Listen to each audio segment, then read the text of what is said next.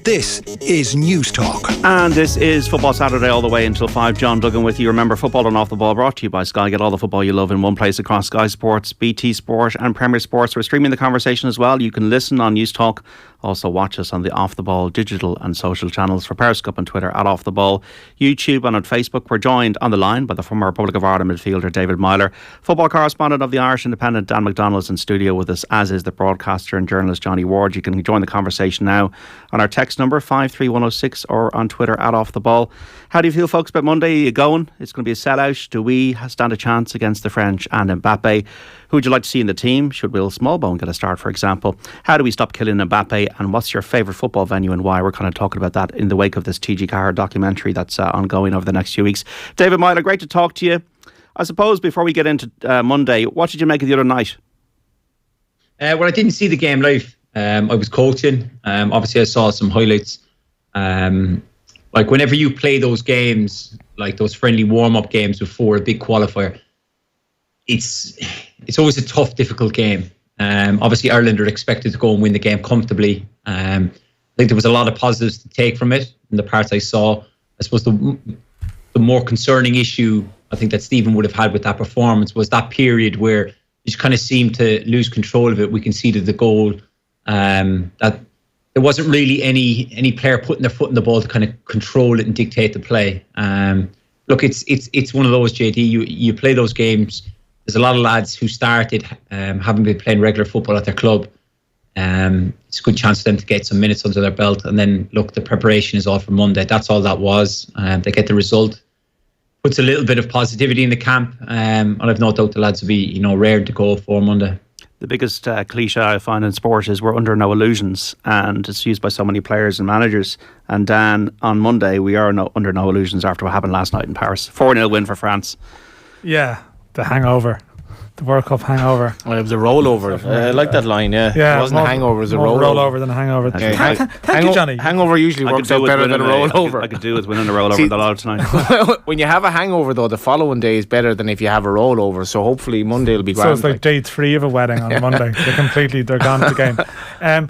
Look, I mean, happily I don't have to change my opinion. Like I did say before the game that I thought the best result for Ireland would be France winning, and I still feel that way. I think it's when it's a group where two teams go through. Obviously, if you're looking to win the group, then you want draws between rivals. But when two teams go through, to me, I just think let France away with it, and then hope against all hope that Ireland can get a point somewhere against France that sort of gives Ireland a sort of a 1-point advantage going in, a head start against the Dutch. If you take it that you'd like to see France go and win in Holland again, when they meet, which is actually October, so there's a lot of water to go under the bridge between now and then. So look, we always knew going into this group it was going to be a struggle. It was going to be difficult. That was inevitable. But I think probably there was that slight feeling that it will be a good time to catch France. There's no doubt about that. That's probably evaporated maybe a small bit when you watch last night, and you see that actually as well. It's not so much that they won, it's that they won easily. So it didn't. The game was over in 20 minutes. Yeah. So and I think I watched a lot of France in the World Cup, and this is the thing about them. Like they actually conserve their energy pretty well. Like they trust in the sort of explosive capabilities of their forward players, in the sense that and this is probably we'll talk more about the game on Monday in more detail. But they're happy enough to let opposing teams have the ball. So it's naturally we talk about Ireland playing against France, and you think of Ireland against a stronger team. You think, well, you're going to have to probably sit in a bit at times, or I know Stephen Kenny wouldn't necessarily say that, but still, you're going to still have to sit in a bit at times. They're going to have a lot of the ball. France don't always engineer that situation. Like they're happy enough sometimes to play with, and you'd imagine they'll do it again with Tchouaméni and Rabiot, and then they have their front four with Griezmann and whoever the front three is, and so they're not looking to say dominate the ball. It's more a case of let's wait for the opposing team to make mistakes and then they'll pounce on it quickly. Yeah. And you saw that last night, that it could deceive you into thinking, okay, the Dutch had a lot of the ball at times and they had chances, but France just can kill you in a minute. So that's obviously, there's a layer of complexity around the Irish game plan for the game, and not to be probably sucked into traps by France, which I think is possibly a part of it. And we have this sort of preconceived notions for how we might talk about this game. We imagine Ireland being pegged back relentlessly, but France don't always seek that from the opposing team, and it's just something to be conscious Not of. a shut up shop, try to hit them on with a set piece or something, 1-0 win. Well, I just don't think the game will follow that pattern. Right. I just can't see the game will follow that pattern, and like France, we'll see. Like a lot of it depends on their mindset and their approach. I mean, I suppose if you want to be completely positive and take the complete green tinted glass half full, whatever you want to call it, like the Dutch did have that bug run through the camp. It was a weakened team. France got ahead early and didn't get a proper test, weirdly as you would say it, playing against the top side who are top seeds technically in the group. So you kind of wonder, could France could Ireland actually ruffle their feathers a little bit more than the Dutch did, and maybe France arrive with some kind of air of complacency that they'll probably look at the group. They wouldn't have any stress about this group at all, really. They'll look at the three teams below them, seedings wise, Ireland, Greece and Gibraltar, I think will be okay. But the fact that maybe they've won that game against the Dutch, like the big game, they almost arrive in such a way that they're maybe not expecting as tough a test on Monday as Ireland will hopefully provide them. That's a very optimistic slant in it, but you have to be optimistic. Like, what's the point in living otherwise? Well, we've another 2 hours. We've another 2 hours to go on the show. Yeah, but I think in the context of the group, I'd be happy enough with that result last night. I think if the Dutch have changed manager, and that was always a slight potential. Koeman's coming back. You're kind of hoping that maybe they have a rough year. I think that's the best chance. When Deschamps stayed on at France and there's a bit of continuity, and you look at the profile of their squad going through them and the age profile, it's very hard to see them having. I think it was a good move actually to make Mbappe captain, because you're getting the buy-in as well, Messi style, for him to lead it. Yeah, well, obviously, Griezmann maybe wasn't chuffed about it, but I think even just looking at the way they can play as well. Like, I know Giroud was on the bench last night, so they played Kolo Muani, who's very effective.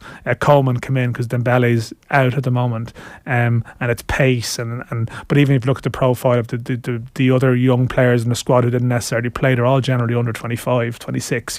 So I think expecting France to chuck it in this year is probably optimistic, whereas maybe you could look at the Dutch a little bit more, change a manager. We're talking about watch Van Dijk regularly, maybe not the player, maybe just not the force he was, and the goalkeeper situation. You can pick holes. You can find holes. And I think this is my point about why I wanted France to win, is that Ireland play the Dutch in the second half of the group. The profile of the Dutch here is a little bit unusual, that they have the Nations League finals in the summer, so they don't play in June. So they play Gibraltar on Monday. Then after that, they switch out this group completely until September, when they play Greece at home and they come to Dublin. And I think where Ireland almost need to be is in a situation where the Dutch are playing catch up at that stage. And that's why, for me, like the whole Irish group, Monday, I think anything is a bonus. The whole Irish group and their prospects revolves around winning in Greece in June.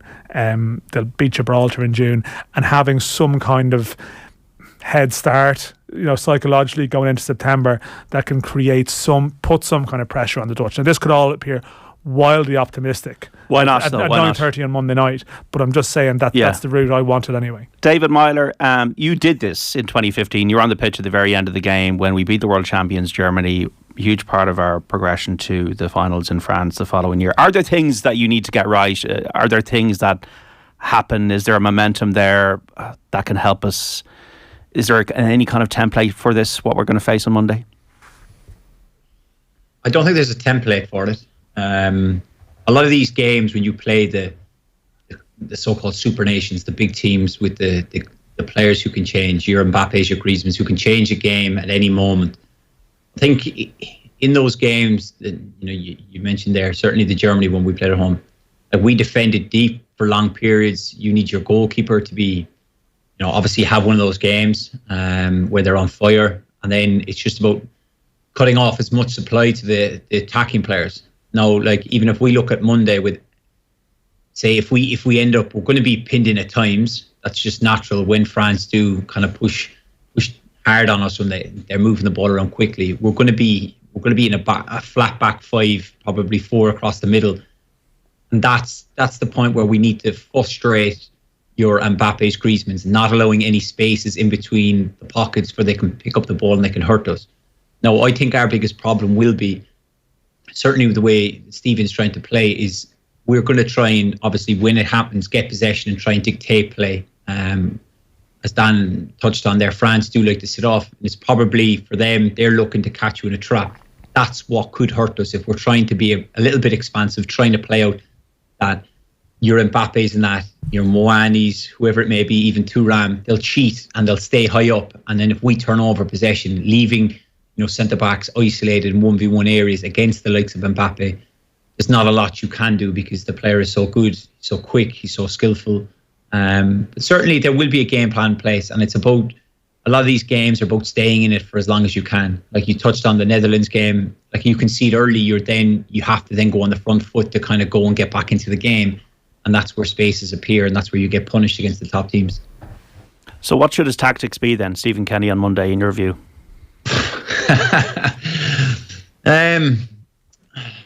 Look, the first thing what will the selection be? Yeah, should Smallbone get in, by the way? Should he get into the team? I think he's done himself no harm with his performance tonight. He's obviously performed well in under 21 level, and obviously now he's doing well at Stoke, which John O'Shea, obviously being in there, will have worked with him on a daily basis, so he knows exactly what he's going to bring to the table. It's the magnitude of the game is massive, and you throw someone in at that point. Obviously, Josh Cullen didn't start tonight. You expect him to come straight back in. He's the one that kind of keeps the team ticking, so he's vital to that, to the way Stephen's trying to play. So that's one position already gone. Does he go for an extra body in midfield with a kind of more defensive-minded 10, say, someone who could run in behind but also track back? That's they're the questions you're looking at. Where you could potentially play Smallbone in that position where he's looking. I imagine Evan will lead the line, but you get someone like Smallbone up next to him who can then drop back into midfield, so that when we are overloaded and France have good possession, we can get bodies behind the ball and we can make it difficult for them. It certainly is an interesting one, but that's probably the way I would lean. If Stephen, I don't think he'll change for the 3-4-3 that he's been playing, but it's certainly getting bodies back when we turn over possession, because there's going to be, certainly with the players we have and the style we're trying to play, we're going to have periods of the game where we're going to have good possession of the ball, and we have to use that well, and we have to be brave and show. But when we turn it over, we're going to have to get bodies behind the ball, and we're going to have to be solid, and we're going to have to be hard to break down. Now, that has always been something that's been apparent with Ireland over the last 20, 30 years. It's just at that moment, if we're now become expansive, where the back three split wide, the wing backs push way on, if we do turn over possession and we're isolated in areas where your Mbappe's on the left, Moani, whoever it be, Thuram, if they're Kingsley Coleman, you look at the rare talent they have, whoever it is, they're capable of beating any player in the world one-on-one in a wide area. And that's where we have to be mindful of not allowing. It's going to happen at some point, but can we limit the number of times those players are picking the ball up in wide areas going 1v1 against us? I'm just curious, David, I'm just curious, from the player's perspective. I know maybe the Irish team you played in had a slightly different style, but I'm thinking for this game on Monday, those traps that you mentioned, that France can set. I've come around to thinking, I know Evan, we talk about Evan leading the line, but is it sort of essential that maybe Stephen plays an Ogbene, or I don't know, if it was a fit Adam Ida even, he's maybe not fit, or he's a doubt, or Obafemi to a lesser extent, someone who can sort of run those channels a little bit and to sort of vary it up from falling into those traps, to have the ability to sort of clip the ball down the sides if you're under a little bit of pressure. I'm sort of thinking they probably have to have that option in the game now. I don't know what your thinking would be. Well, I suppose there's two ways you can look at it. You might talk about it going from the start that way. I would look at, if you looked at Michael hasn't been playing regular football. Yeah. So then already in my mind, I'm thinking, well, how long is he going to last the game? How much I'm going to be able to get out of him? Do I get 50 minutes, 60 minutes? So you're already thinking that's one substitute. And then I'm looking at Evan's been playing regularly. He's in good form. Confidence is high. He's well able to stretch in behind. He's well able to hold the ball up. I think that part of his game's come on enormously since he's gotten into in and around Brighton's first team. So Jurog Bene, that's another option. Could be one way. like obviously he came on the other day. Like that could be one that he could lead. He could start from the start. It could be just to freshen things up. Certainly, the big thing is we have to offer a threat going forward, which I believe Stephen will approach the game in that way, because it can't be just a case of backs against the wall. So, like, the four of us could sit here and try and pick an 11, but yet there's so many little matchups that we're not sure of where, who will play. And that's something, that this squad of players has now. There is a group of players who could all potentially put their hand up to play. That's something that we've probably not had over the last 36-7 years. Johnny Ward, you've observed a papal silence for about 15 minutes now, so you've been gathering your thoughts. Nothing to say on the matter, actually. You'd be glad to hear. First time ever.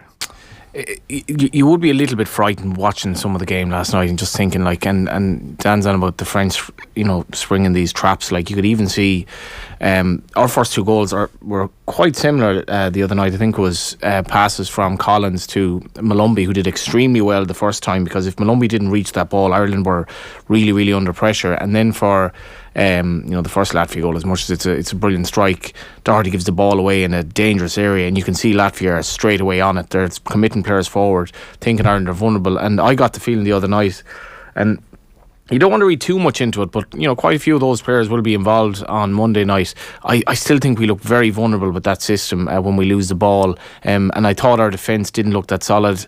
I don't think Kelleher did his own kind of chance of playing in the near future any favours either, and it was just unfortunate for him, but we just didn't look that secure. And I do wonder, will we play some sort of maybe like a 5-4-1 system with Ferguson leading the line, but as what Dan was alluding to there, with some sort of pace around him. But I'm really not sure what midfield he plays, like what players are sort of crying out to start. I was delighted that Smallbone played the other day. I was really interested to see how he get on. The bits I've seen of him, he looked a lovely technical footballer, and I thought he was brilliant. I thought he was our best player, really.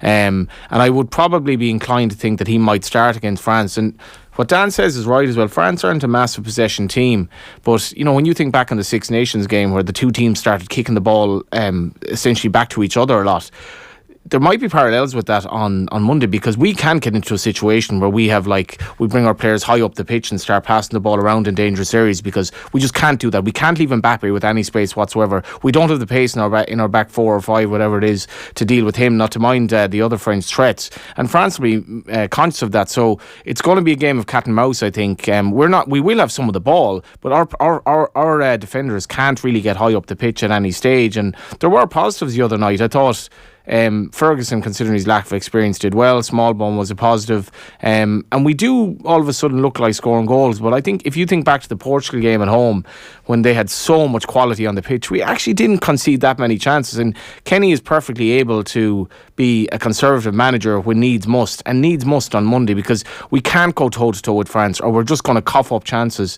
And Bazuna's coming in, and I'm not entirely sure what Bazuna's confidence levels are right now, coming back into the Ireland team after a trying season at Southampton. So we need to keep it tight.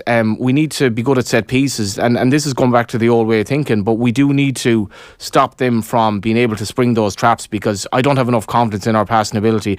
Cullen is going to be massive, but other than that, I don't really know what sort of midfield we play, and I'm not entirely sure what system he's going to play either. I think if Smallbone starts, that's a dramatic change of plan. Look, that the plan has changed. I'm not convinced that he will. Now, it's possible. And like, you watch him play and you listen to Kenny talk about him, but Jason Knight didn't play on Wednesday for a reason.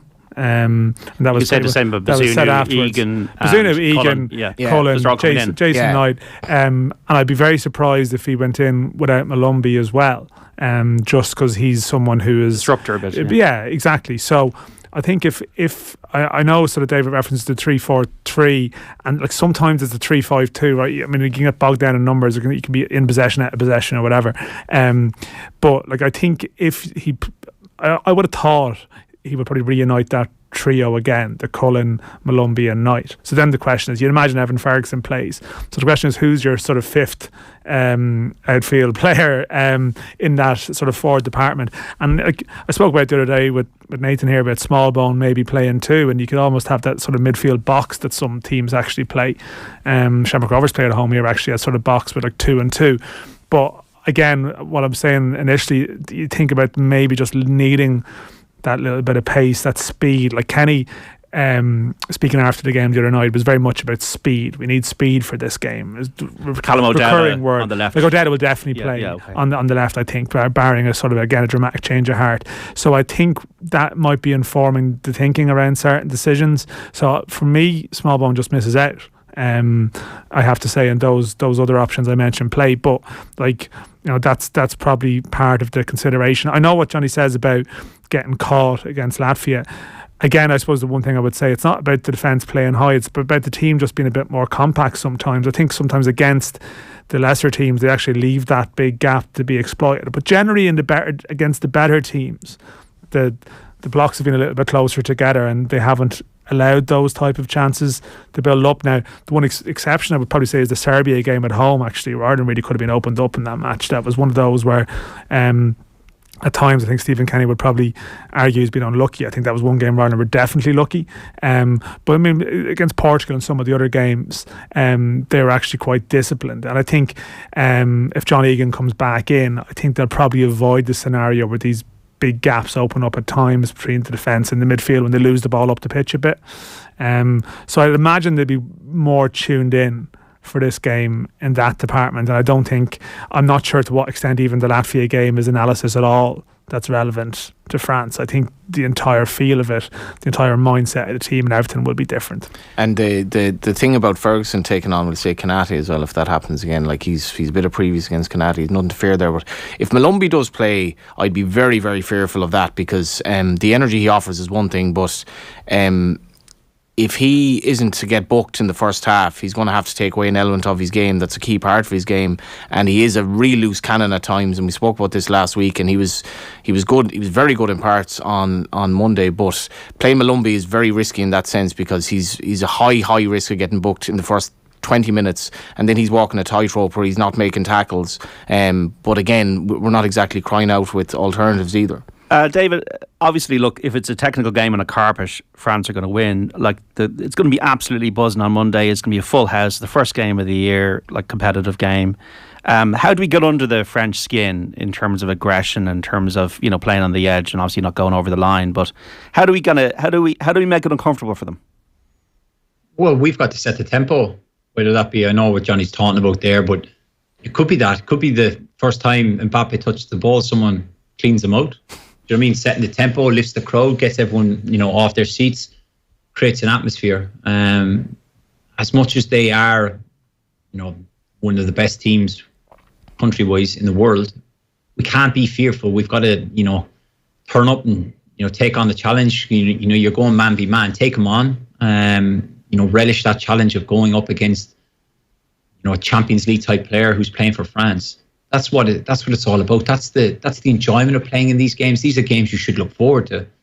Like, I imagine even there the other night when you're playing Latvia, you, deep down in your mind you think, let me just get through this, play well, and not get hurt, because the one is you want to play against France, and if the players can go out there and, you know, make a tackle, be on the front foot, play a ball forward, somebody gets, like, you know, into an area, creates a chance or whatever, it just gets the crowd. You have to give the crowd something to cheer about. Do you feel the energy of that? Do you feel that when you're playing in the middle of it? Oh, 100%. You know, like, even games you've been to, all three of you, when someone takes a shot and the keeper makes a save and it goes out for a corner, there's almost just this lift. Do you know what I mean? It's like it feeds into the players, and you get that sense of, well, we can do this here. We can go and we can score. Like, I know it's probably one of the worst cliches in football. You know, the crowd is 12 man, but it does bring, when you're at home and the crowd are right behind you, it does give you that extra little boost, and you do feel it. Likewise, on the flip of that, if it's going against you, you do hear that too. But, you know, that's what the players have to go out and they have to give the fans something to get behind.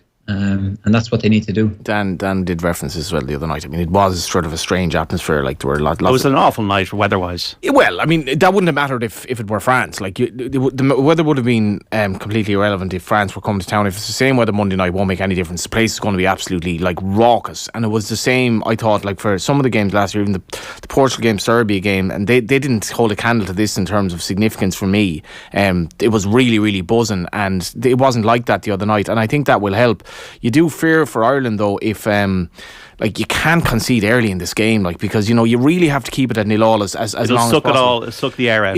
And look at the Dutch, and I think France, like 4-0 against the Dutch, I think is probably, I didn't see the game, but it's got to be a flattering result. Like the Dutch, they had goalkeeper issues, terrible goalkeeping mistake for the second goal, and they went in under with obviously the virus. Wasn't that flattering? I know what you're saying in the context on paper, but not that the result's flattering, but I think it was a good thing in the sense that, oh my God, France, these lads are unbeatable. Where they're not unbeatable, they have flaws as well. And Ireland, I really don't see Ireland getting absolutely hammered in this. I think it'll be a lot closer, and I think we're going into it in a better situation than the Dutch with the new manager that is probably under a bit of a cloud himself. So I think that could be a good thing to focus Irish minds, because France aren't. They're not like a 4-0 team against the Dutch. That can be misleading as well. We're going to do okay, I think. As was pointed out, you might just prefer to be playing the Dutch on Monday with the situation they're in. The only the glass half empty view is that, of course, come September they'll have sorted out a lot of these issues. They'll have the players back. They have had good campaigns. I know they have it in them. Yeah, and also Van Gaal is a good international manager, and he's gone. Absolutely, and I think on the flip side of that, Deschamps, like the more you look into Deschamps, he's a brilliant manager of people, and Mbappe's Griezmann situation doesn't seem to be a big deal. May not be the same for Koeman, and like Dan was right, like France just running away with every other game is definitely what we want here, because the Dutch would be no certainties whatsoever to be. Koeman's a grand manager. He's not a great 60 manager. He's 60 now as well, and he went four at the back last night, didn't he? I don't know, I mean, that game was over after 10 minutes. I don't think it's going to be over after 10 minutes on Monday. Listeners out there, 53106, what do you think about Monday? Are you going? Are you buzzed? Who'd you like to see in the team? David Meyler, Dan McDonnell and Johnny Ward on Football Saturday. Love to hear from you, and we're back after this.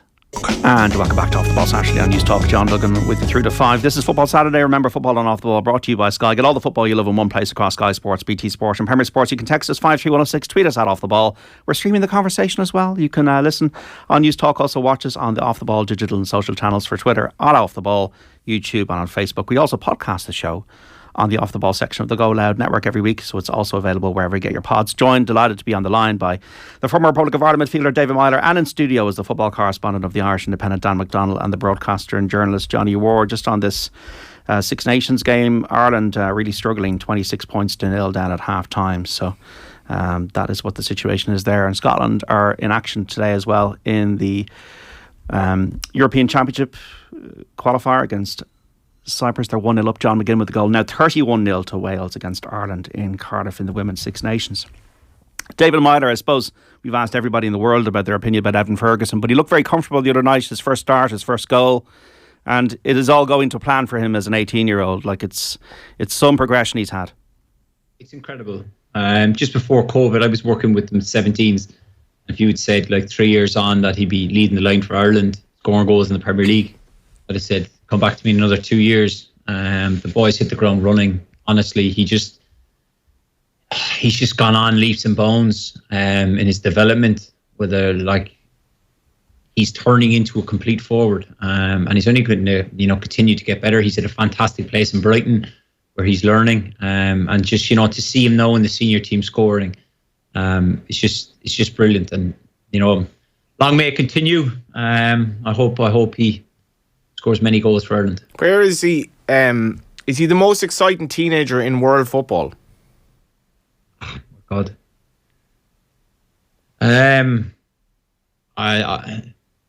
Well, we're going to say he's got to be up there, but like I'd have to sit down and look around and see what other teenagers there are. Certainly, Evan, like you see that it's not. There was always going to be vast amount of talk in Ireland. Because it's just that way that the Irish get madly fond on someone. If I remember, I was on the show a few weeks ago with you, Johnny.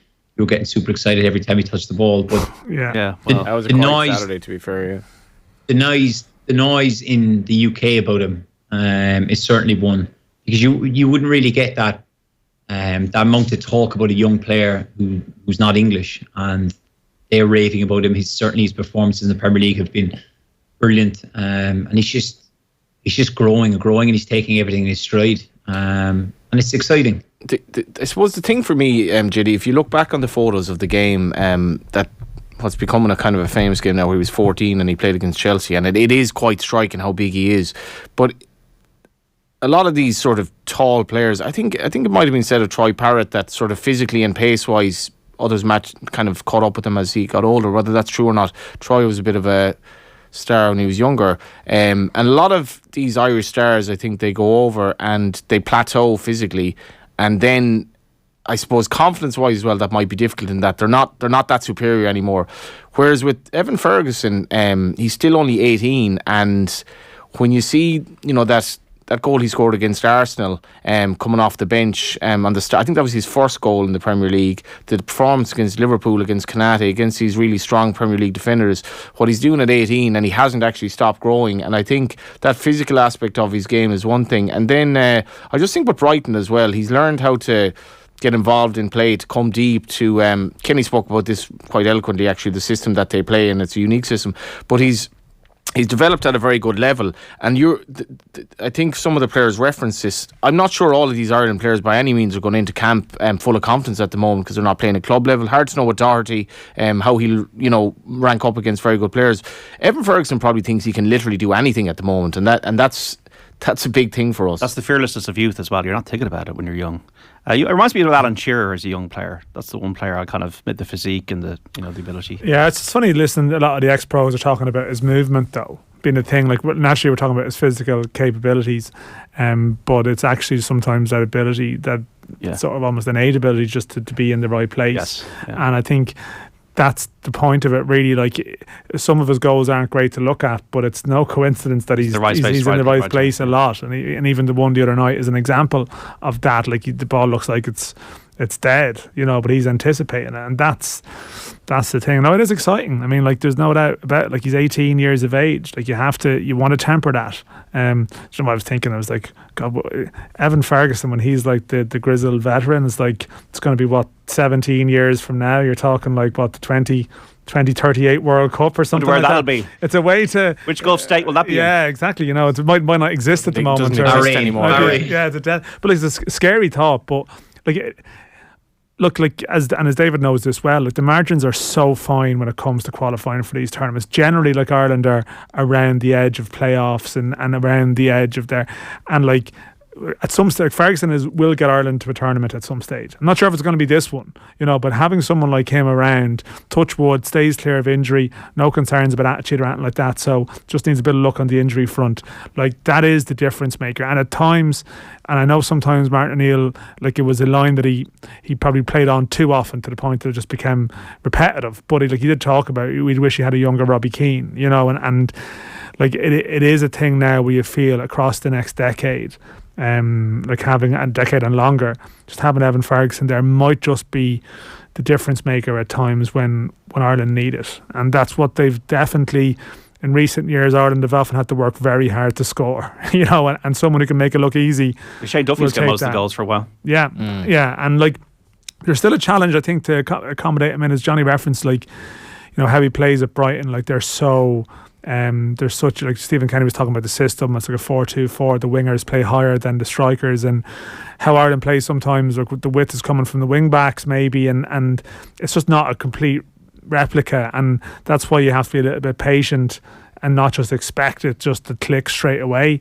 But like, all the right people are seeing things that you want to hear people talking about. Yeah. And it's not just about his raw physical attributes, which are great attributes, but I think it's the intelligence to go with it as well. Just want to go through the scores from elsewhere, folks. Wales 31, Ireland 0 in the Women's Six Nations. Rory McIlroy 2 up now at the turn against Lucas Herbert in the last 16 of the World Match Play. Scotland are 1-0 up against Cyprus in their Euro qualifier. That's ongoing. We also have Shelburne 1, Galway United 2 in the Women's Premier Division. Jenny Slattery and Aoife Thompson with goals for Galway. Galway down to 10 players. Bohemians 0, Peamount United 0. DLR Waves and Athlone Town kick off at 4. Connacht 15, Edinburgh 0 in the URC. Cathal Ford and Conor Oliver with tries. David Hawkshaw with a penalty. In the Hurling League Division 1 relegation playoff, Westmeath beat Laois by 324 to 126. So Westmeath stay up, at Laois are relegated. In Division 2A, Offaly are into the final. They'll play Kildare now after a 23 points to 19 win over Kerry. In Division 2B, the semi there, 3A, the semi-final. Armagh 223, Monaghan 16 points in 3B, Leitrim 216, Longford 112, Cork beat Meath 2-8 to 11 points in the Little Ladies National Football League Division 1. In the Camogie League Division 1A, Kilkenny 5 points to Berry 4 in Division 1B, Waterford 316, down 10 points at full time. It is Limerick 210, Offaly 114. And the Irish Lincolnshire has gone to the William Haggis trained Latam at 8-1, beating two Aidan McGuinness horses, Saltonstall and Casanova, with San Air fourth. Giving a bit of your loyalties away there, JD. You do love the Aidan McGuinness. Sure, look, a bit of Shamrock Thoroughbreds doesn't do anybody any harm. 25s and 40s, second and third in the Lincoln. That's it. David Meyler, are you seeing any, because you're involved in under 17 coaches with Ireland, are you seeing any kind of new Evan Ferguson types coming through without putting any pressure on them? Types as well, not just one type, like few of them. Yeah, look, there's obviously it was a few years ago Evan came through and we missed the year with COVID, but there are some fantastic attacking players coming through, likewise with defenders. Obviously we're just back from Cyprus there not so long ago, where we had Italy, Ukraine and Cyprus in our group, and we ended up topping the group with 7 points. We drew with Italy, beat the other two, and do you know what I mean? There's a lot of very good young players, but there's a lot of work in front of them, you know, in order to get to the senior level. But there's definitely so many different encouraging signs that these players can go on. Even like, it's crazy when I go into camp now and I talk to the coaches and whatever. Like you look at like Andrew, Amademabele, Adam, Gavin, who else is there? Nathan, Jason, the two Jasons. Like, they've all played under 17, and they've gone on in the next 5-6 years and gone on to play for the senior team. So there's incredible work going on in the underage system with Ireland, whether it be, you know, starting at the kind of 15s where it starts to get a little bit serious, then into the 16s, 17s and onwards. And that's good, because we need to be bringing through players all the time. And certainly now, I think with those boys who I mentioned were in the first team, it shows the younger lads that there is a pathway to get there. They can get there. Is there much alignment, David, in terms of philosophy? And it's not like Ireland, even the international senior team, has a particularly definitive way of playing. It does seem to be evolving, but you know, you see the under 15s winning 6-0 the other night, and like the 17s, you know, doing what they've been doing and getting to a major tournament again. And like, is there an alignment from 15s up to 21s in terms of do the coaches kind of liaise with each other? Do you have like WhatsApp groups, or like, is there anything from the top down to say this is the way we want, you know, because ultimately it's about playing with the senior team? I think the big thing in my time being there is the head coaches with, you know, with the 15s, with Jason Dundu, Paul Ozam with the 16s, Colin O'Brien with the 17s.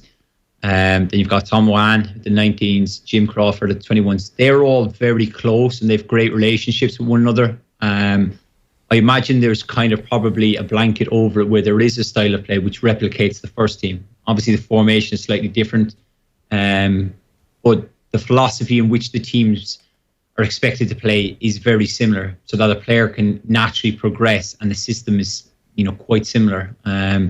The relationship those coaches have with one another is fantastic, and I've been able to see that firsthand over the last few years. Even to the point like where I get messages off the coaches, the other coaches from the other national teams before our game, saying good luck and whatever. And that's look, I wasn't involved in underage Irish football, so I didn't see, you know, I only got in at 19, so I didn't see the work that went on before that. But I look at the boys at my age group who played under 15, 16, 17. None of them progressed onto the senior team. I was one of those who came late. Obviously, as we spoke about there, physical attributes and your development come at different points in, you know, a young boy or girl's life. But certainly now with this, there is a great kind of ladder in place where the coaches all work together, and we're seeing that with the progression of players. 53106 for your texts. How has Callagher hurt his chances of playing for Ireland? What could he have done about the goals against Latvia? People who haven't played the game to a decent standard making ridiculous judgments, says one of our texters. Kenny has absolved Callagher of blame for the second goal. I think Kenny said he watched it at first and he thought maybe Callagher had made a mistake, but you watch it back and there was a big deflection off Collins. There was obviously a big deflection. He said he had no chance. So was it your fault for either goal? If he wasn't, then he hasn't really had I didn't like his you know, he went with his right hand for the first goal. Maybe Bazunu would have saved it. I don't know. I still don't know how good Callagher Kelleher is. He hasn't shown to me First that team football is everything, though. Yeah, so you're kind of like, what is Kelleher even a Premier League goalkeeper? I don't know. Is he definitely? Yeah. Look, he's I see the composure he's played with at times when he's been dropped into Liverpool. There's no doubt he needs to leave now. I think he's got to a stage where he's 23, 24, and I don't think he's played 5 league games. If the texter thinks he did, if the texter actually thinks he did himself some favours in terms of performance the other night, well then he or she knows even less than I do, because clearly he didn't. Can't be the bit of texting. It's encouraging to hear Dan sounding a bit more positive about Ireland's prospects now than he was at the start when he was all doom and gloom. So I'm still absolutely fuming about the group, to be clear. Yeah. Like the group, like you look at let's see the group Northern Ireland are in. It's like as 5th seeds they've got a better chance than Ireland do as 3rd seeds. I mean, it's unbelievably unlucky that France not caring about the Nations League has had the sort of the spin-off effect that it was always going to hurt. And England as well. England were the other one who probably in the Nations League. England and France both building towards the World Cup. Both had a good World Cup. Nations League stuff didn't matter, but put them as 2nd seeds. Some poor suckers were going to suffer.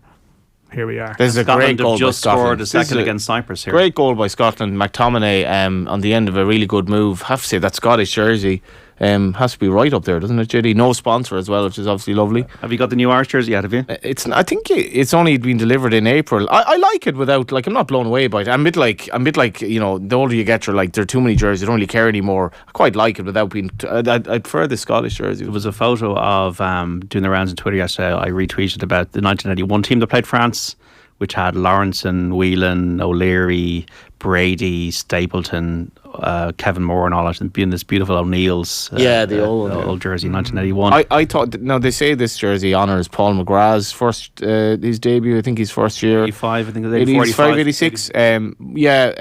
It's nice. It's interesting.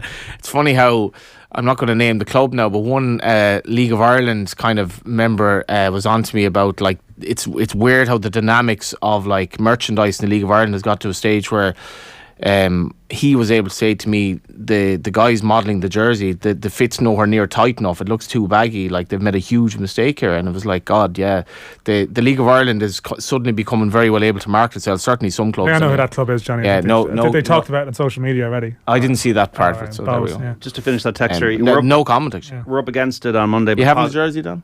I don't care. I'll start it so I'll finish like a mastermind here. We're up against it on Monday, but a positive result is certainly possible. We do play to our full potential. Also, particularly at home in front of a packed TV, we do tend to lift our performances for the bigger games. I predict a score draw. Shane on YouTube, we're playing Greece away, the worst possible month, 40 degrees heat in Athens during June. You take a draw away and beat them in Dublin. Yeah, that's not going to be good. When was the last time you wore a football jersey outside of Astro? Oh, it's a long time ago, Johnny. Is this a professional thing? You're so true to being a professional impartial journalist. Well, no, actually, that's not true. So, is it the Harp Lager and Astro? Actually, no, not true. Because actually, I travelled around South America a bit when I was younger, and I bought a replica Uruguay jersey from the 1950 World Cup final. Oh yeah. So I actually did collect a lot of jerseys when I was travelling around. So I have jerseys like Vietnam, Uruguay, Boca and various other countries have been. So actually I do have them. I keep them, but I wouldn't necessarily wear them in shops. If Ireland qualify for the Euros, will you wear an Ireland jersey in studio one day? I probably wouldn't. That's a bit mad, isn't it? No, I'm not mad in the whole optics of like the old media team sitting there in jerseys. There's FBI media interviews that can do that.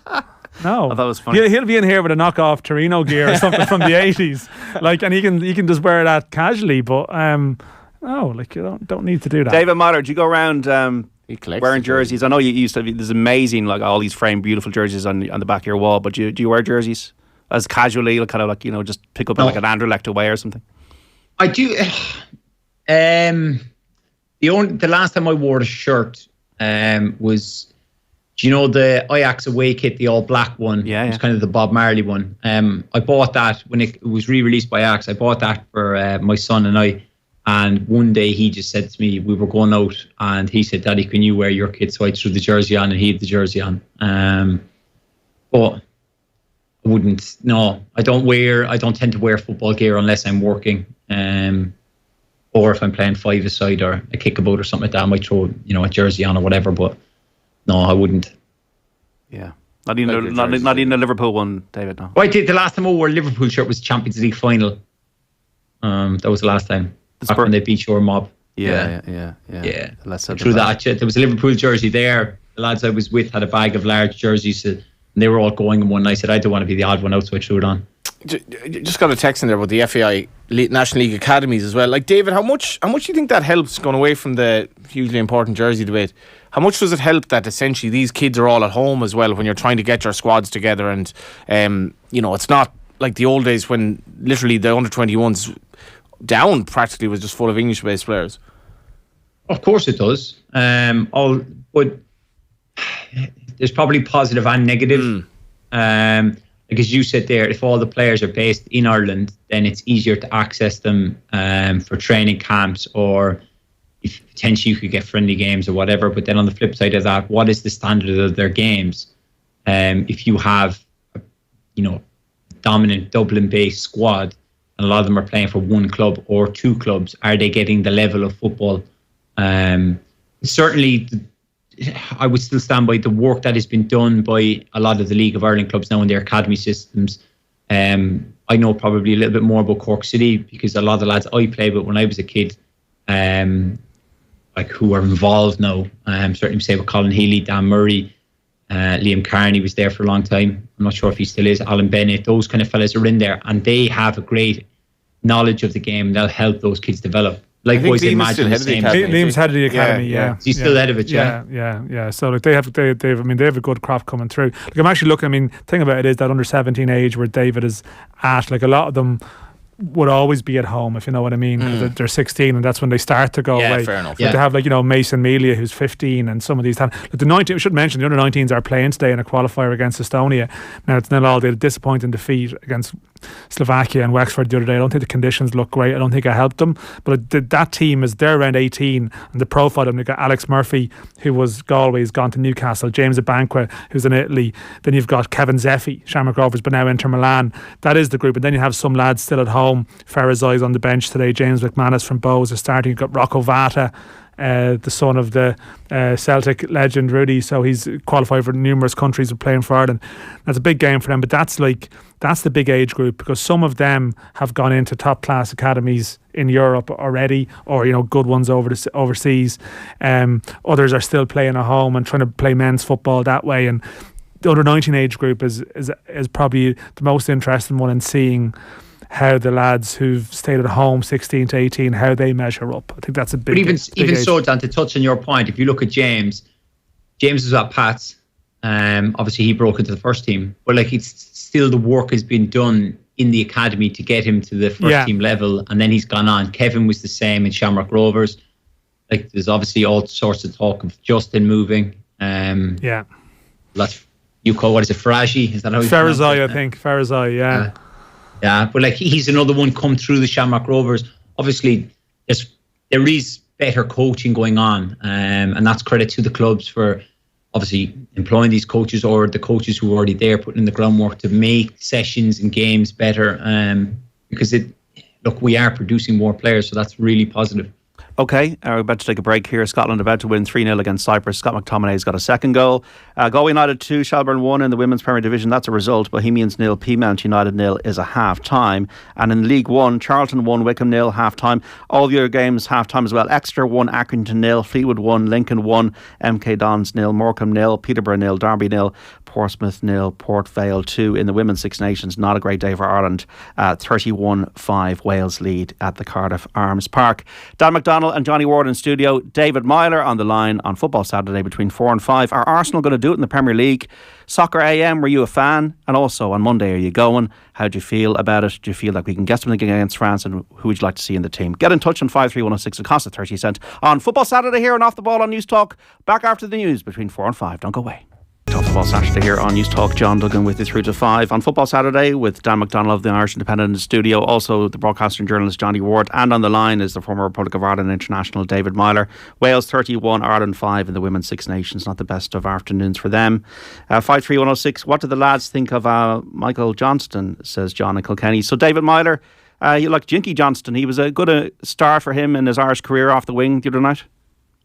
Yeah, obviously coming onto the game, you want to, whenever you make a change, you want that player to come on and have an impact. He got the ball in good areas, got his head up and he drove at defenders. Obviously hitting the post, the ball falling back for the winning goal, but he certainly looked creative. I still stand by the hardest thing I think in football to do is to actually beat someone 1v1. And he looks like he has a skill move in him where he can drop his shoulder and go by someone. So he's certainly someone that Stephen can use going forward. Look, it was a 30-minute cameo, but a lot of positives in that. He looked bright. He looked like he could offer something on, in the next couple of games, and he could be someone that Stephen turns to. Yeah, is it the hardest thing to score or to beat someone 1v1? Because we haven't really been necessarily blessed with either of those for years. But I thought he was very, very bright. I liked the story. It was in the papers today of Kenny going over to see him in Portugal. He wasn't playing, but meeting him up for a coffee afterwards, having a chat, and that's a bit of nice man management as well. And in fairness, I think this lad might have gone over the head of some other managers, maybe. Well, yeah, I think like Kenny's always been looking for that type of player. Like in terms of the recruitment, the recruitment drive. I remember Kenny even a couple of years back when he was 21's manager speaking about maybe that there wouldn't have been a great sort of supply of wingers coming through. Even that 21's team he had would have been, say, like Aaron Connolly, Aaron Connolly wouldn't describe himself as a winger at all. He'd see himself as a more central striker. He played Connolly out there, and Kenny sort of felt Connolly maybe in recent years has lost some of his maybe dribbling one-on-one skill. And around that time it would have been other players playing narrow, like even Gavin Kilkenny, who's now like a sitting midfielder, sometimes was playing wide at times for Kenny. So he's always been aware of that, and I think he was very adamant from when Johnson was brought in that he's going to play a part in the campaign. Now, would he start any games in that campaign? Maybe not, but he may always be the go-to guy off the bench. Sub, yeah. 53106 is Ferguson the greatest underage footballer in the world, as what Johnny asked. Nearly crashed the car, bonkers and hysterical. Give the lad a chance, as our texter. We've had enough car crashes on this show, but we don't want an actual one. My question, I think, was, is he the most, and I don't know enough of world football, is he the most valuable teenage player in world football at the moment? Pedri or Gavi, what is his value, actually? The kid who's gone from the Brazilian kid, Endrick, who's gone to Real Madrid. Like, I mean, I think it's a very sweeping statement. Like, he's one of the most exciting young teenagers in the Premier League. I don't think we should be embarrassed. He's also 18. He's a teenager for over a year. We shouldn't be embarrassed about saying that, but I mean, the world is a big, it's a big place. It's a big old football place with prodigies everywhere. But he's going to be around, you would think, for the foreseeable. In terms of what his value is, the thing about Ferguson is it's the way he plays. Like it's like every top club is looking for that type of player, I guess. Like a number 9 who has some old school qualities, but he's a bit of an all-rounder. And I think Brighton are going to make a lot of money off him, as will his previous club. I know David's taking the piss out of me, but I genuinely did kind of, my stomach churn a bit when you see comparisons with Haaland, because like that's kind of a little bit ridiculous. Like Haaland's goal scoring rate this season is just utterly insane. His pace is something that Ferguson doesn't have, and I don't like that comparison in the sense that it's almost ridiculous. But at the same time, it has been made, not by me, obviously. Yeah, best teenager in the world. That's fair. Well, he just asked the question. I was asking the question because I don't know enough about world football, but he's probably one of the top whatever. Well, the top 100 maybe. I'd be higher than the top 1, top 50, higher than top 100. I'd say, yeah. I'd say, do you know what? I'd go out there and say I put him in the top 10, 15.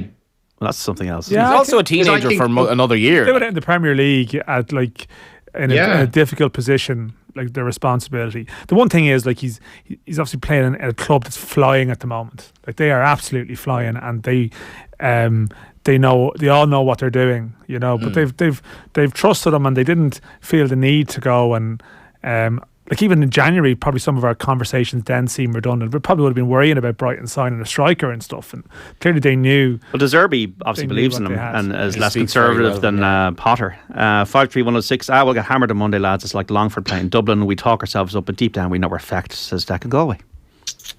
We might feasibly get hammered, but I think we'll have a bit of a damage limitation going out that we know how to hopefully keep the game tight. Like, you got to be frightened. I don't know, maybe Collins would vaguely have the pace to keep up with Mbappe. Nobody else in that back line, I think. I don't know, would anyone actually have? I think he can. We just can't. Johnny, there's one player in world football who has the pace to keep up with him, and he's Spanish and he plays for Wolves. That's the only player. Yeah, he is actually insanely You quick. you just can't get into a one. I think the whole point is You talk about Johnny. is to avoid getting into the 1v1 situation. No, Who you talking Adama about? Traore. Traore, yeah. Troy now. Or he puts Yeah. the Troy keeps the head down, and that's puts it. the oil on his hand so that you can't grab it. Ogbeni was being asked yesterday, do you think you'd beat Mbappe in a race? You know, like, this is the thing that the players have to face this week, is just like tough question to sort of answer. David you know? Meyler, were like footballers competitive about the 100-meter sprints and all that kind of thing, and was that a thing? If you were sharp off the mark, you were. They would never talk about 100 meters. The big one that always comes up was 20 to 30. Or people like myself then would say, well, I'll do you in a kilometer, 2 kilometers. That was me. I'm Johnny's won a fairy house in the 3.5 miler. That's you're backing me there. Jeez, that brings You know up what I mean? horrible memories of the last horse I owned, Cully, which was a favourite in a 3.5 mile race at Fairy House, and I haven't been right since. Thanks for that, David. You put your money on me there. I keep plodding along for the. I think he actually was overtaken by Meyler at some point in the home straight. That's when Johnny knew he was completely screwed. That's the Grand, He was in his Ajax shirt at the time. David Meyler, the Grand National of footballers.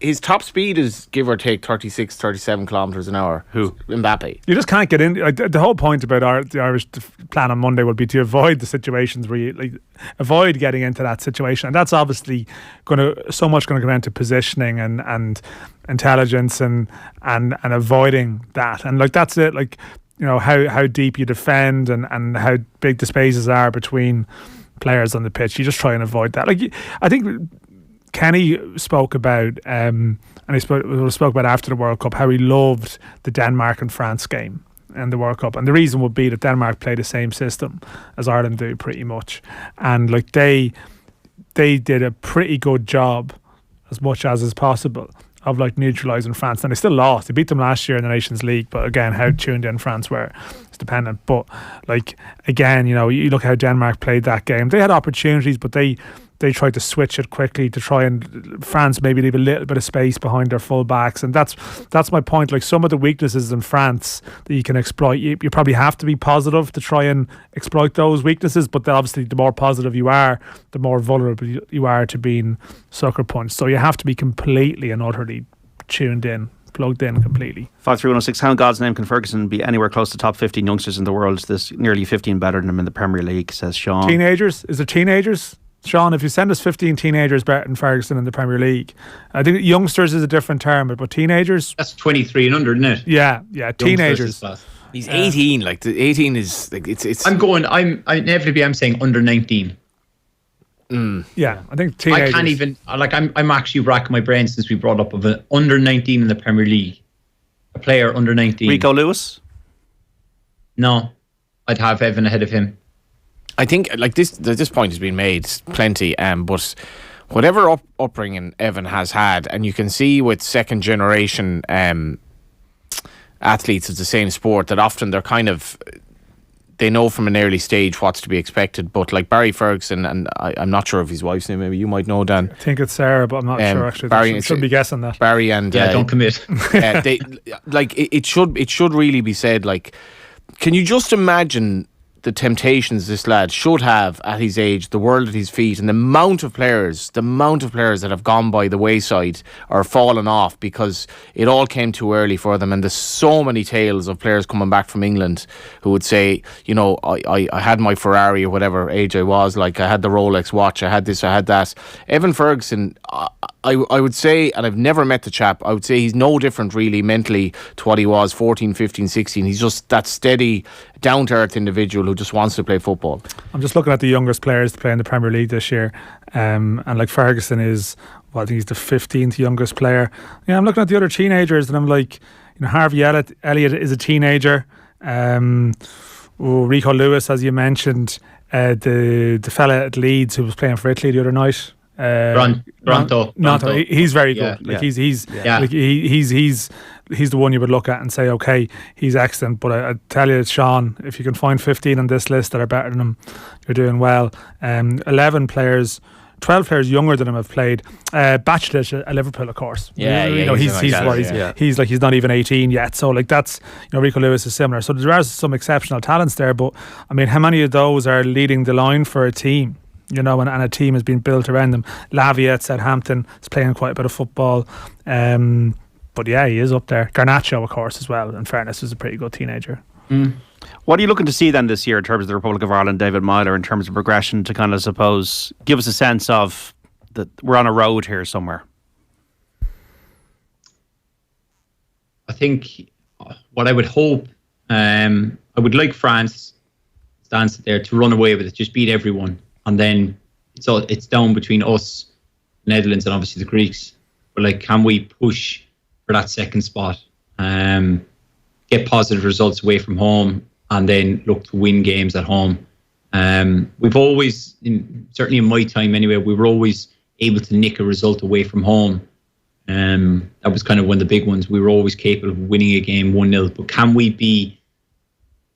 we get more victories at home? That's kind of, I'm hoping that we can push those two nations and kind of come out on top of that and finish second.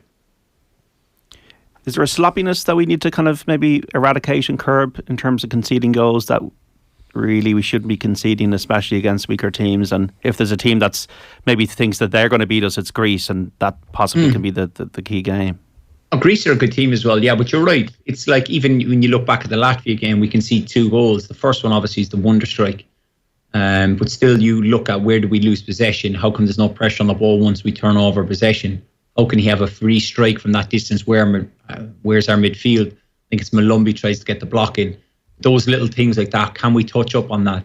Once we concede that goal, can we then sustain possession and look to, build on that and not concede a second goal? I think those are things that Stephen can touch up on. Obviously, like you said, when we're trying to play this open, expansive football, where we're trying to, be the dominant force and dominate possession, and we're not too wide open once we turn over possession. We've got to somehow narrow up quicker and limit the space in between the lines for our opposition, because that's inevitably where our downfall has come from in certain games where we've been too wide open and we've been punished from it. Because regardless of whatever nation you're playing, they'll still have good players, and then obviously the better the nation is, the better the players, and they will punish you. So I think those are little things. If we can eradicate those, certainly there is certainly, I think, progression in this group. You've got to remember, like, the average age was 23 the other night. Yeah. Can you imagine? This team in 3-4 years with another 30 games under their belt? Because a lot of these lads will still be there. I'd like to see them just really manage a game well and win a game. I think that's, at times they've been in great positions. 1-0, 2-0 finish. The 1-0 away in Portugal, 1-0 up in Portugal with 3 minutes to go, you're thinking, well, at least whatever happens, they're not going to lose this game. They lose it. And there's been some good results. This is crazy. I mean, you're winning positions at home. The other night, I know it's a friendly, but we coughed up the Armenia one. Sorry, Armenia. It was like what is that? It's just, and again, that was like Conor Horan gave the ball away, criminal giving a ball away just off a kickoff, and you're like, I don't know, Dan, if we don't have a Roy Keane figure, but you do need somebody to just say, listen, just take control of this game. That's why I'm kind of talk about the aggression and getting under the French skin, and it's not about caveman football, but it is a little bit, I think, a bit of a mixture. Yeah, well, I mean, I suppose the refereeing is a factor as well too. I mean, in the World Cup, they were letting things go a lot more, and you could get away. Well, Argentina won the World Cup with Messi and the Dogs of War. Yeah, no, I've no doubt that will exist on Monday. I've no doubt aggression will be a factor on Monday, and it'll be there.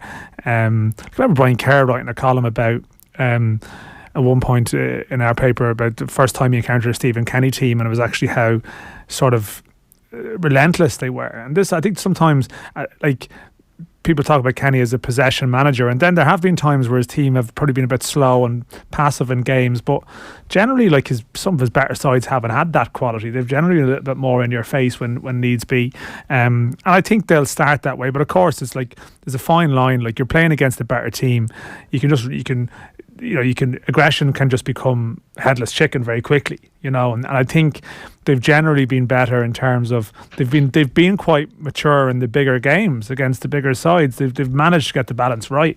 A lot of the sloppiness and craziness has been against the weaker teams, and I think I'd love to see Ireland just go to Greece. Now the heat is going to be a factor, of course, in the summer big time, but maybe that's even a part of it. It's been able to manage the tempo of that game and to go away and just win one of these games, because there's been a lot of if-onlys, a lot of if that had just happened, and they were so close to that, and it was a good performance, it was nearly there. And eventually he just needs to get, they just need to get one of those. And I think even the confidence that they will take. I know they blew Scotland away. That was one afternoon. That was the best day, really, so far, wasn't it? That was great. And Scotland were terrible. Scotland were poor, but you always say that when you beat a team, they were dreadful or not. But there was an amazing goal flies in from Obafemi, and little things happen that don't always happen. But you almost want a 1-0 version of that, where they really just have to sort of grind it out and graft it out. And a lot of the tight margin games, they just haven't got over the line. And I think for the confidence of that group, the age profile that's mentioned, if they could just learn to win together, that would be a great thing. Okay, just before we go to the break, just some scores. Shelbourne 1, Galway United 2, full time for the Women's Premier Division. The friend of the show, Karen Duggan, has scored from the penalty spot. Peamount United 1, Bohemians 0. Ireland have lost in the Six Nations, in the Women's Six Nations. Wales 31, Ireland 5 in Cardiff. Disappointing results. Connacht lead Edinburgh 27-19 at the moment. Westmeath remain in Division 1 of the Hurling League, 324 to 126. They beat Laois. Offaly defeated Kerry in the Division 2A semi, 23-19. They'll take on Kildare in the final. Just to give you some scores as well from League 1. Charlton 1, Wickham 0. Exeter 3, Accrington 0. Fleetwood 1, Lincoln 1. MK Dons 1, Morecambe 0. Peterborough 1, Derby 0. And Portsmouth 0, Port Vale 2. Dan, there's a story about racism in Irish football just before we go to the break. Yeah, so where this stemmed from was a picture posted online of the Irish under-15 team the other day.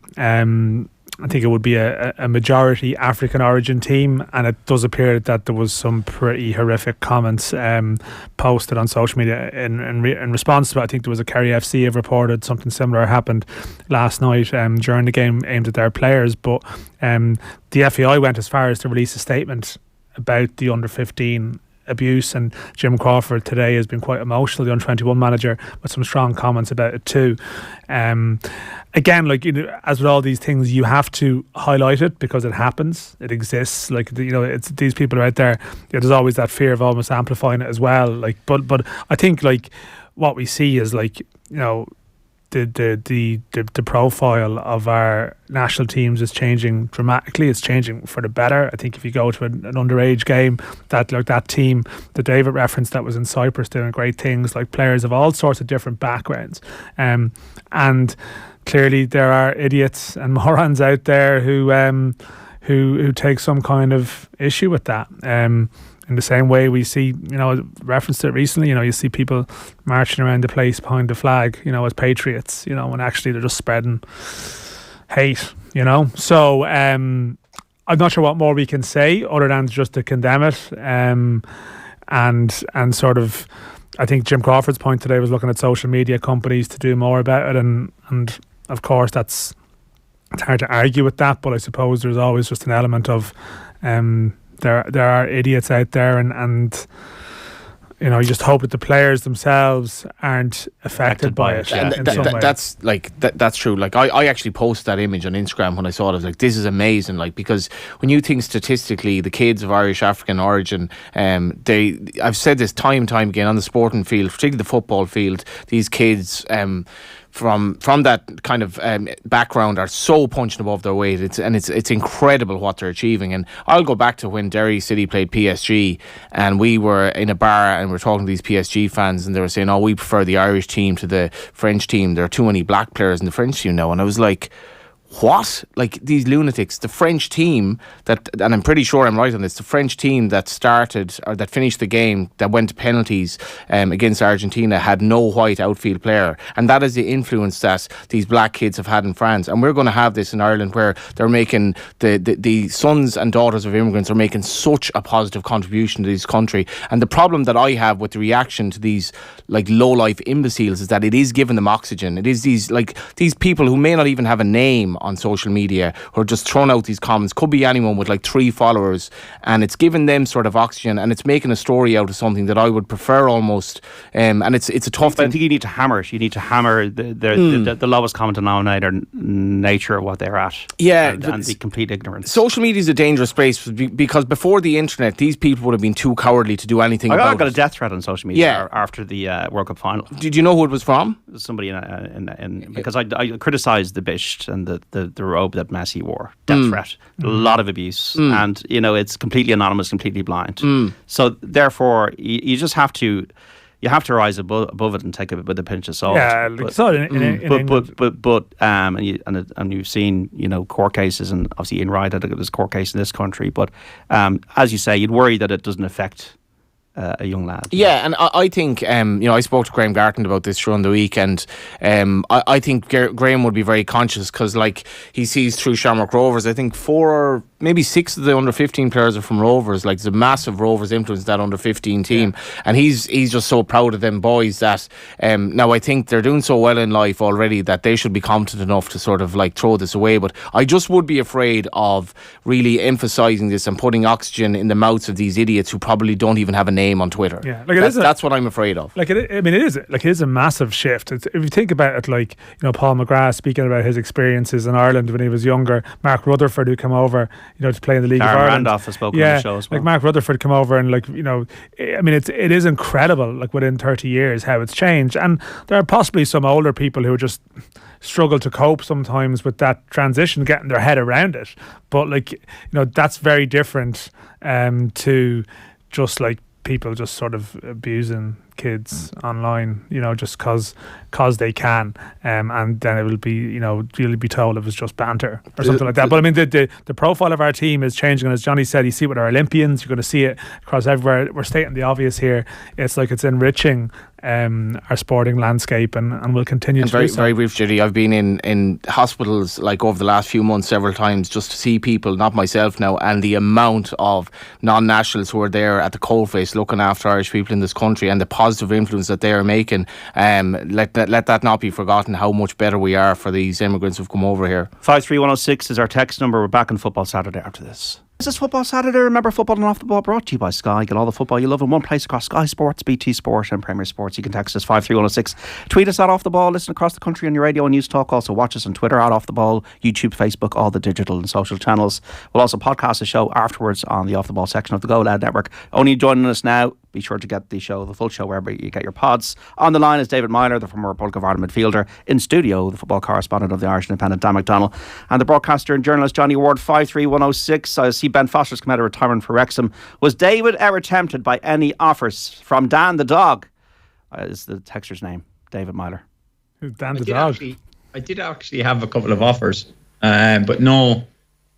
From the waist upwards, I feel like I can still play, but my body can't. I played in some charity games, and people say geez, you should be still playing because I can still run around. But on the 3 occasions I've played them, when I've come off, I'm not able to get off the sofa for about 4 days, and my wife says, you need to stop this. I'm in agony. But Ben is a lot fitter and healthier than I am. Thanks to cycling. Well, you know what? I'm still fit, and I'm still healthy. But my right knee is just a mess. I need a metal knee now, and it's just eventually the demands and the levels are just too much, and I can't do it. Amazing. There's a lot of footballers in your boat as well regarding those types of injuries and needing that type of treatment. Yeah, a few lads I've spoken to that I've met throughout my career and whatever, and the demands you put in yourself every day. Certainly the type of player I was, I strive by trying to train at 100% all the time, and I look at some of the lads I played with who would take days off, and had a little muscle soreness or whatever, and take a day off. I probably trained too much. I always trained, and eventually my body was just grinded down to the floor, and I couldn't continue. And there's a lot of others like me. And then when you come out of it, there was a point when I went to see a surgeon after I'd finished up with Reading, and he just said, if you try and continue to play, he said, you'll be in agony for the rest of your life, and you won't be able to enjoy the moment, say with my children playing in the garden or whatever. And that was kind of one of the main factors in my decision. It must be very, very difficult, and like you see so many Gaelic footballers as well who need their hips replaced and all that, where, you know, I guess humans weren't really designed to be so physically focused on one particular aspect, and, you know, obviously there are pitfalls. Do you find, David, that like it's all part of like growing older and, you know, mortality and all that, but do you find it's tough for players when the body is literally telling them, you're done, you can't do this anymore, that part of your life is gone forever? 100%. Like, what am I? I'm retired now 4 years in August. And like I said there, like, you think about it, I'm 33 going on 34 in May. Like, where I should be kind of seeing out. I should be at this point now where I'd have probably played another 100 games in the last 3 years. That's kind of like, it is something that's difficult to stop doing. Like, you're in such a unique world and in a privileged position where you know what you're doing, you know, day in, day out. You prepare for a game on a weekend. Your kind of whole life is shaped around that. And then all of a sudden that just stops and it just goes. And it's like, well, what do I do with myself now? Look, some lads who have incredible careers earn enough money where they don't need to do anything. Some lads, you know, aren't as good with their money and end up having nothing. And then it becomes the struggle, and then they have problems at home. Some turn to, you know, drink. You've other lads who've, say, gambling problems or whatever. There's all sorts of different scenarios, and it is very difficult because you're in such a unique bubble where you think it's not going to end. And even now, I look at, you know, younger lads I know in the 22, 23, 24 category. I'm saying, you need to start preparing for life after football, and they kind of look at me, and I'm saying, because I was once your age, and I never thought too far in front. I was always concentrated on, you know, the next game or whatever. But I was like, you need to have a, you know, clear picture in your mind of what, you know, if I had to retire tomorrow, what would I like to do with my life? Kind of put down those foundation blocks where you have something in place that you can prepare for. Is there any part for you that finds it hard, we'll say, to look at Ireland and the likes of Evan Ferguson and say, that's not me anymore? No. Because I look at now, like, you see, like, I coached Evan. So like I think I find it incredible that I was only with them for what, say July, say 5.5 months, 6 months, because obviously COVID hit.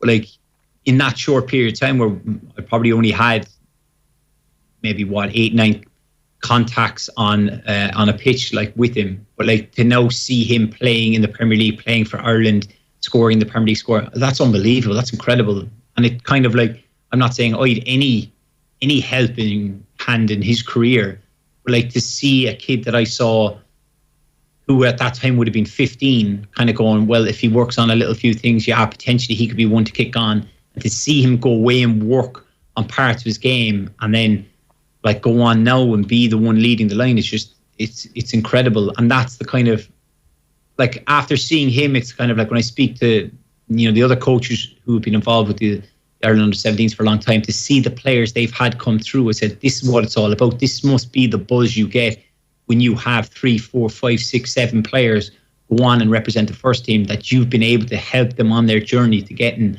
senior level.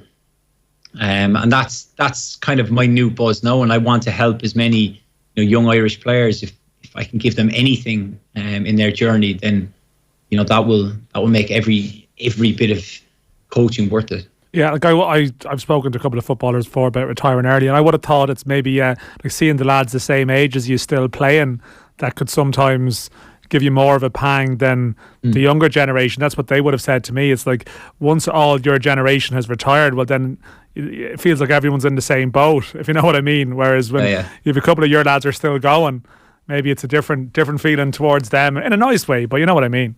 Yeah, like I look at Seamus, like Seamus and, say, James McLean would have been my closest buddy, say, in the Ireland team, along with Clarkey, because we kind of all came in around similar periods, and, you know, we're all the same, similar age. Seamus obviously older than us, he's a year older, but like, to see them, certainly Seamus performing in the Premier League, still captaining Ireland, McLean obviously playing with Wigan, playing for Ireland, like, he's closing in, 97 caps now, he's about to hit 100.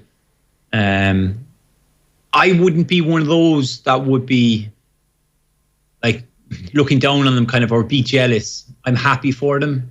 And I think a lot of people who would know me would know I'd be genuine with that. Like even the time when I captained Ireland when Seamus was out with the leg break, as mad as I was desperate to get to the World Cup. I know obviously we got hammered by Denmark, but I was desperate to get to the World Cup for Seamus. I wanted to see him lead Ireland out. That's what he meant to me. Like, obviously we're good friends. But even now I'd look at them and like I'm still desperate for them to do well. I kind of like, I had a conversation with someone I really respect after I retired, and they said to me, what an incredible career you've had. And I was there going, well, how can this person tell me I've had an incredible career after what they've achieved? And I just thought, if you had told the 7-year-old me that I'd go on and play in the Premier League, play in Anfield, play in Old Trafford, play in the Emirates, go and do that, play for my country, go to the major tournament in France at 16, captain my country, I would have bitten your hand off at that age. So to look back on it, I've no real regrets, and that's where I've kind of my races ran, but I've been able to achieve so many things. Like the only thing I probably I didn't achieve in my career was score for Ireland. Unless Stephen fancies bringing me on in a friendly there to take a penalty or something in the last minute. That's the only thing I never achieved that I wanted as a kid.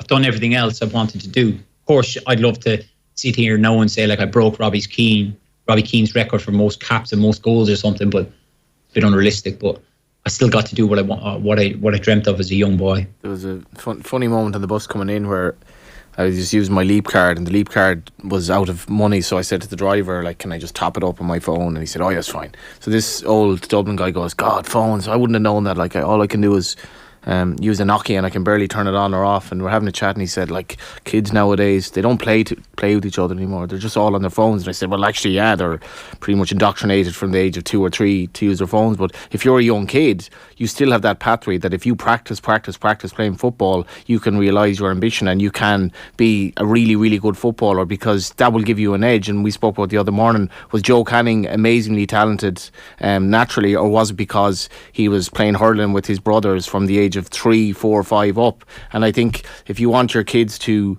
achieve what's best for them in sport, the earlier the better, and the more football they play. Hard work. A lot of it is hard work, and like what David says, he had no idea at 7 that he was going to have the career he did. And those who work, I think, basically can get rewarded, because a lot of other kids are going to just not have that ethic. I think it's interesting. Like David's dad obviously has spoken about it obviously at length before, like a real sports man steeped in it, and that actually Evan Ferguson, look at Evan Ferguson, Nathan Collins, like both the sons of ex-footballers, at various levels, who've sampled various experiences, and probably they've been around it from a very early age and got an idea. And like I said, plenty of other players have come from a background with no football at all, but it's just striking that maybe some of the ones that are perceived to have better mentalities, like they've maybe that grounding they got at a very early age, and being around it or growing up around the stories of it has maybe helped them in some way.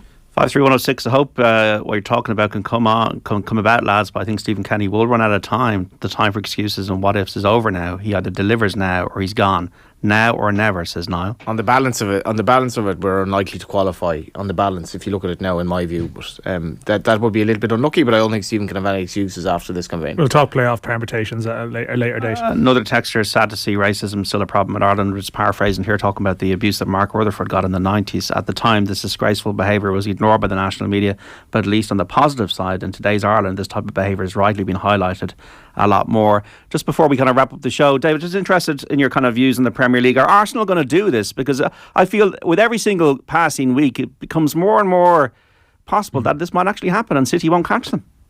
I know, and I've said for a long time, I still feel that Manchester City will catch them. But as you said there, just a week goes by and they're still in the ascendancy to go on and do it. I'm going to stick to my guns. I'm going to still say that I think Manchester City will come up strong. I think they'll nip them towards the end. Like if you look at it, I think it will be a dramatic ending at the top of the table and certainly at the bottom of the table. There's a lot of teams fighting relegation, so I'm going to go with, I think Manchester City will catch them. We were talking about Haaland earlier, 42 goals in 36 games this season. Like, when was the last time we saw a striker this good? Was it maybe Cristiano Ronaldo? I'm trying to think of Evan Ferguson, I'd say. Yeah. But Haaland, look, It's probably, there's no real words for it at the moment, David, is there? What he's doing? No, he's just a freak of nature. Like, he's Johnny on the spot, isn't he? Even who are they playing there recently? The ball just seems to fall to him for tap-ins, everything. It was the Leipzig game, and it was kind of like what Dan was saying with Evan Ferguson. In fairness, they do, both of them, like, Haaland doesn't get that many goals at all outside the box. He just seems to have this unbelievable knack, also because of his pace, David, of being in the right situation, I guess. Oh, 100%. And you look at it like his JD touched on there, 42 goals this season. That's remarkable. You just think if you give that boy 2-3 opportunities, he's going to probably score them all. And like, it's just breathtaking. Like, Manchester City probably haven't played as much to his strengths in certain games, but other times he's incredible. And if he keeps going the way he's going, like Alan Shearer's record, which would probably potentially become Harry Kane's record, will be under serious threat. Your boys that you keep an eye on, Liverpool, what's your feeling at the moment? It's consistency, isn't it, is the issue? I know you're closing your eyes there, David. Yeah. It's just, yeah, but is it just consistency? Like, I kind of looked at it various different ways. I think Jurgen has been very loyal to a lot of players who've done incredibly well for him for the last, 4 or 5 seasons. And at this current moment in time, enough of those players aren't doing enough to reward him for that loyalty. Who'd you put in that bracket? All of them. Right. Like, of course, look, you've got new signings. Like, I think like one name that was, like, Luis Diaz has been a huge miss. Something a little bit different. That player who can, be electrifying and beat defenses. He's been a huge miss. Obviously, Cody Gakpo took a bit of time to get going. He looks like he's starting to find his feet. Darwin Núñez probably hasn't scored enough goals, but I think he'll progress massively in the next year. Like, even you look at Trent, still the same issues that we've spoken about in the past with his defending. Like, even Virgil, people say he passed it. I don't think he's passed it. I think he's just going through a massive downgrade here the last few months. Certainly with his consistent levels, haven't been good enough. But even some of the errors Alisson's made, it's just kind of a whole host of problems. And I think these players now are just waiting for the season to be over so they can have they'll all have internationals, but they need a break and recharge and refresh. And I think Jurgen needs it too, and just pick it back up next season. But I still feel that they'll finish top 4. Do you, yeah? I think Spurs are in trouble now with Conte blowing up the world and at the door now. So You weren't happy with that, John? With Conte? No, you saw the AM, did you? The rant, or maybe around Twitter rant. Was it? Henry Winter was getting involved in it. Yeah. Oh, did he? Yeah. Henry Winter was. I think I replied to him, and then he replied to me, and a lot of people saw it. I missed that now. Yeah. You were contradicting yourself a bit, though, David, when you said the players are kind of waiting for the season to end, but they'll finish top 4 because they can't mutually coexist. I think Newcastle are not back of in a run, though. No, Newcastle are coming back on a bit of a run. I don't think Liverpool aren't in a position where they can get away with it at this stage. In my view, I don't think they're good enough. They've got, they have City, Chelsea, and Arsenal in the next 3 games. Yeah, and knowing Liverpool, like, they'll probably win all 3 points. of them. Yeah, they'll get 7 points and then lose 3. to Southampton or something. Exactly. Yeah. That's the problem. And I still think that's why, Johnny, I think, like, why I say that is these players now are at the kind of point where, like, the Champions League's gone, FA Cup, League Cup, right? You've got is how high can you finish in the Premier League? And I still think they have enough quality and they can turn out enough performances that, in these remaining 10+ games, that they'll be able to get 6-7 victories. They'll probably have, JD said there, go to Southampton away and get beat 4-0 or something like that, but then they'll beat Manchester City 3-1 in this exciting game. And I think they're just at that moment where it's a bit all over the place and there's no consistency. Just latest scores: Connacht 41, Edinburgh 19 in the URC. The Irish women's team lost 31-5 to Wales. Also in the women's Premier Division, Shelbourne 1, Galway 2 at full time. P-Men still 1-0 up on Bohemians. Goals between DLR Waves and Athlone Town 5-3-106. Great show, guys. David comes across as a well-balanced man. Great to see he's got a coaching job at FAI, says Jim and Claire. Lads, any inclination as to Kenny will play midfield on Monday night, says Mick. Well, probably it's going to be Cullen, isn't it? Definitely. Maybe Cullen, Malumbi. Nice. Be looking Could we finish the show on that? We all have to predict our 11s. Just give us a second. The lads can go ahead there. I want to see if Meyler put Seamus Coleman in his. We haven't really spoken about him, but then he's carrying a knock, and like that's we're going to not know about that till tomorrow. But he hasn't really gotten mentioned. Like, well, he's been mentioned in certain places, Coleman. But if he does play, is it just that he replaces Doherty? I can't see. Can he not play in Doherty? But then does he come into the back three? I don't know. Anyway, we'll see if he's in his team. Go ahead, Dan. Well, am I doing my team now? Am I? All right, okay. Well, my team, I'm going to say Coleman won't be in it, but I'm kind of using the injury as a little bit of a convenient excuse. I think it might be, it'll be Bazunu certainly. I think the back three that finished the other night. So Collins, Egan, Darragh O'Shea. Then wing backs, I think Doherty and O'Dowda. I can understand why someone would mention Coleman. And then, Cullen, Malumbi. Then further up, Knight, Ferguson. And it's that one I'm not sure about, Ogbene or Obafemi. He might even go Obafemi again, even though he's not 100% fit. So maybe Ogbene, but that's the one where I'm prepared to be wrong. Yeah, I'd be the same, certainly the same back five and Evan Ferguson. And I think Ogbene might play. And on the balance, probably that three that Dan mentioned in midfield. Although I'd probably be a bit more optimistic about Smallbone playing because I thought he was so comfortable on the ball the other night. But yeah, probably the three that Dan mentioned in midfield. Yeah, I've gone for if Seamus Coleman's fit, I'd go for Bazunu, Coleman, Egan, Collins, O'Shea, O'Dowda, Cullen, Malumbi, Knight, Ogbene and Ferguson. It might be the same as yours. Same as me, yeah. But I think Smallbone has technical quality in the ball, and I think that we've lacked that, and I think that needs to come into the equation soon. 12th man in Smallbone potentially. I think him and Johnston have probably played themselves into being go-to guys on the bench. But David, if Seamus is fit, Seamus will play. So I think he'll play right at the back three. Right at the three, okay. Right, okay. Who do you drop? So that's it. I'll go Egan in the middle. I think then it's a toss-up between O'Shea and Collins, and I think Collins will get the nod. And then I'd say I'll agree with the wing backs. Midfield three will be Malumbi, Cullen will definitely play. Evan will start.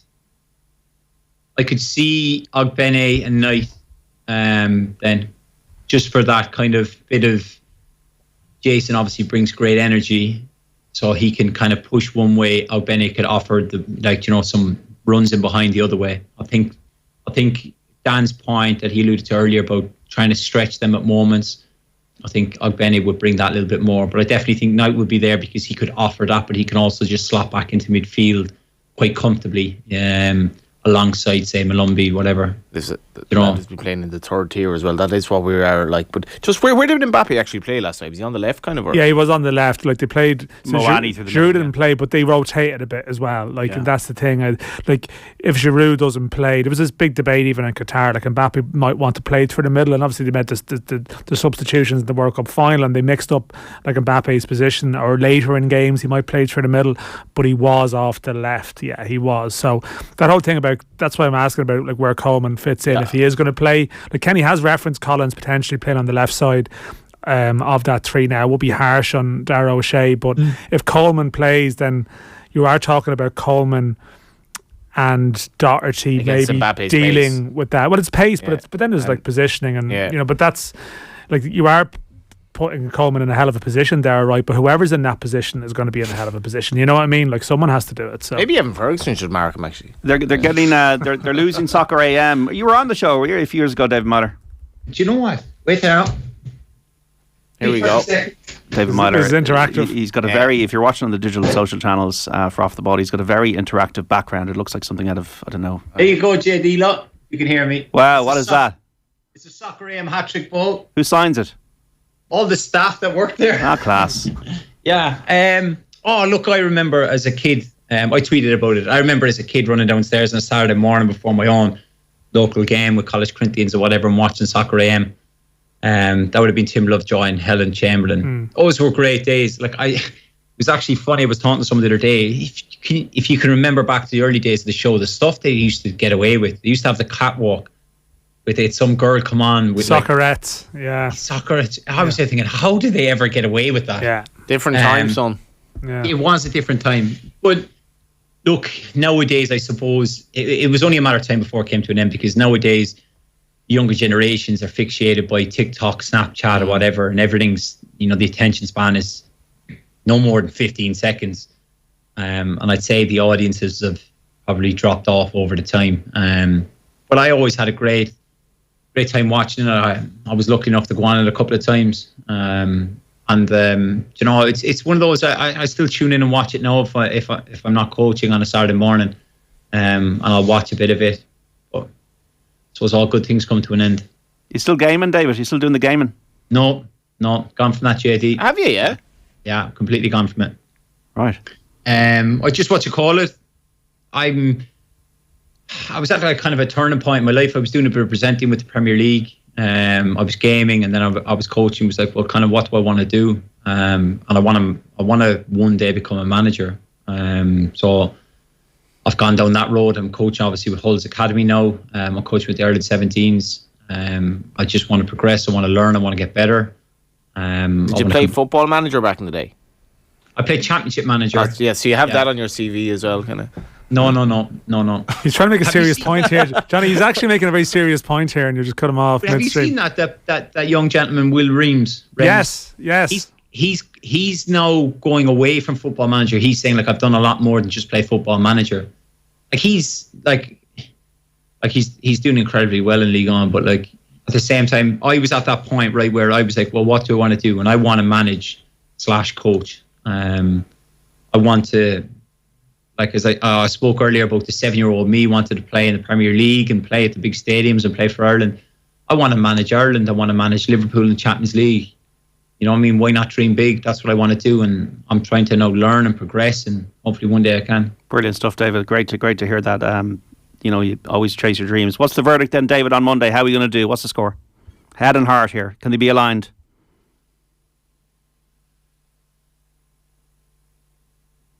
Desmond 2-2. Desmond 2-2. That's a brave call. Dan? Look, I think France will win 2-1.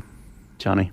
3-1 France, something like that. I think it'll be 2-0 France. But look, I love David's optimism. It's a tough challenge. Yeah, and best of luck. He's the only footballer of the four here. So look, I just, you know what, JD, I can't live my life like that. I know, like, I'm in my mind, I was thinking 2-1, but I said I'll go 2-2. You're absolutely right. Do you remember I laughed him out of the park when I said Liverpool beat Man City? Yeah, and I was like, no. And then you'll be happy to know, David, that like I substantially financially sided with Man United in the game at Anfield as well. So, like, sorry, I mean, yeah, no words.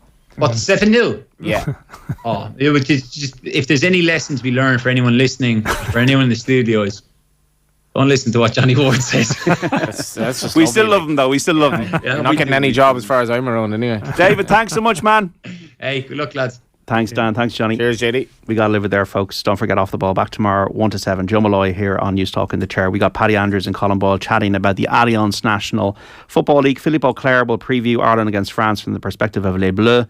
Alison Miller will review Ireland-Wales, the defeat in the Women's Six Nations. There's also the Sunday Papers review with Andy McGeady and Shane Keegan. We've also got all the GA reaction from around the country, just in terms of late scores, late goals going in. Peamount got a second against Bohemians, 2-0 now. Sive Doyle with the second. DLR Waves and Athlone Town goalless. Galway United beat Shelburne by 2-1 earlier on. That is what's going on today. If you missed any of OTB Football Saturday with David, Dan and Johnny, or our preview of this weekend's Get a Games action with Taggy Fogarty, Colin Kelly and Colm Keys, you can find the podcast on the Off the Ball section of the Go Loud Network, or be sure to listen back wherever you get your pods. Thanks so much, folks, for listening on your radio across the country here on News Talk today. We'll speak with Joe tomorrow at 1. Bye-bye.